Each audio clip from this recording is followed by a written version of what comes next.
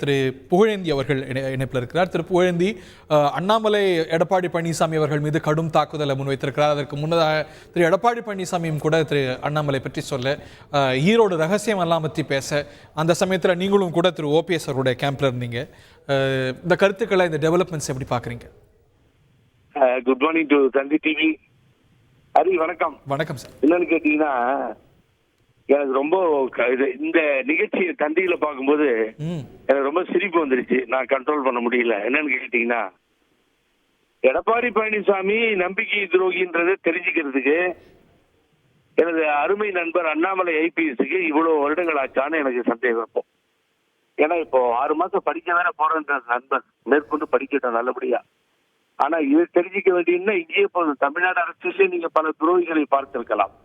இவரை தானே கூட்டு போய் மோடி பக்கத்துல உட்கார வச்சீங்க, நரேந்திர மோடி பக்கத்துல. மிகவும் நல்ல மனிதர், வல்லவர், இவரை பிடித்தால் நாம் கூட்டணியில் சேர்ந்து நாடாளுமன்றத்தில் வென்று விடலாம் என்று நினைத்தீர்கள்.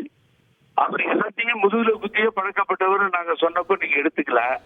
நீங்க அன்னைக்கு நேரடியா கூட நான் உங்கள்கிட்ட சொல்லியிருக்கேன், இது வேண்டாம் அப்படின்னு. இன்று அவரே உணர்ந்து விட்டார். உணர்ந்துதான் அந்த வெளிப்படையாக அந்த வார்த்தைகளை அண்ணாமலை வேறு வழி இல்லாமல் சொல்லுகிறார். இப்ப டெபாசிட் இழந்ததை பத்தி பேசுறாரு, பிரைம் மினிஸ்டர் பக்கத்துல உட்கார்ந்ததை பத்தி பேசுறாரு, அப்புறம் ஏடிஎம்கே தலைவர்கள் சரியில்லைன்றாரு. நீங்க ரொம்ப டீப்பா கவனிக்கணும். அவருடைய பேட்டியில் அவர் சொன்னது, அதிமுகவில் இருக்கின்ற தலைவர்கள் சரியில்லைன்றாரு.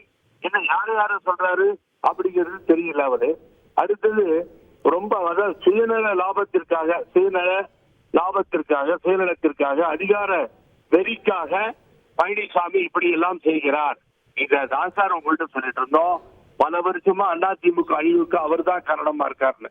இன்னைக்கு அவரே வாயை திறந்து சொல்றார், எல்லா தோல்விக்கும் பழனிசாமி தான் காரணம்.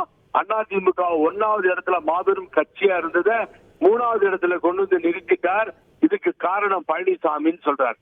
இதைத்தான் ஒவ்வொரு தொண்டர்களும் சொல்லிக் கொண்டிருக்கிறோம். இதைதான் புகழேந்தி தொடர்ந்து சொல்லிக் கொண்டிருக்கிறேன். இப்பொழுது கூட நான் தெளிவா இங்க நான் சொல்றேன், நானு மதித்து பேச விரும்பல.